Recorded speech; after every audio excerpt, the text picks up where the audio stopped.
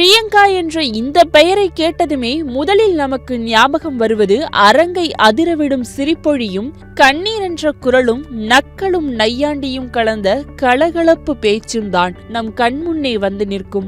அந்த அளவிற்கு மூளை முடுக்கெங்கும் அவர் கலக்கி வருகின்றார். பிரியங்காவின் முழு பெயர் பிரியங்கா தேஷ்பாண்டே.